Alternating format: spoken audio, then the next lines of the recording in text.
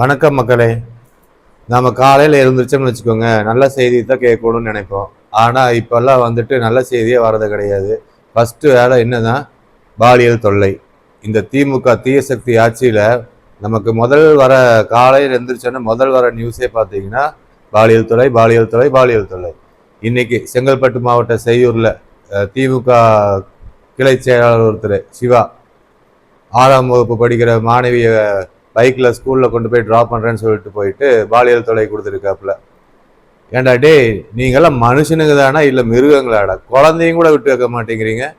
இதில் வேற வந்துட்டு சட்ட ஒழுங்கு நல்லா இருக்குதுன்னு நம்ம மு.க. ஸ்டாலின் முதலமைச்சர் சொல்லிக்கிட்டே இருக்காரு. இதுக்கெல்லாம் யாரும் அறிக்கை கொடுக்க வர மாட்டீங்க.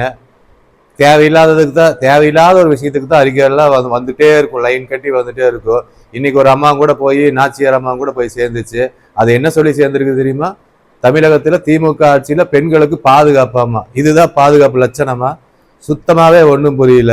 அப்புறம் நண்பா நண்பீஸ், இந்த மாதிரி மக்கள் பிரச்சனையை தான் நம்ம இனிமேல் எடுத்து கொடுக்கணும், மக்களுக்கு கொண்டு போய் சேர்த்தணும்.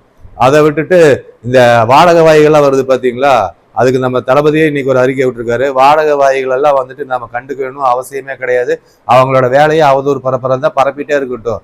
நம்ம மக்களுக்கு மட்டும் எவ்வளவு உண்மையா இருக்கணுமோ, மக்களுக்கு என்னென்ன கொண்டு போய் சேர்த்தணுமோ அதைய மட்டும் கொண்டு போய் சேர்த்துவோம். மக்களை நம்ம பாதுகாப்போம். முக்கியமா பெண்களுக்கு நம்ம ஆட்சியில பாதுகாப்பு கிடைக்கும். அது கண்டிப்பா தளபதி நிறைவேற்றுவாரு. 2026 விசில் சின்னத்துக்கு வாக்களியுங்கள் மக்களே. வெற்றி நமதே. நன்றி.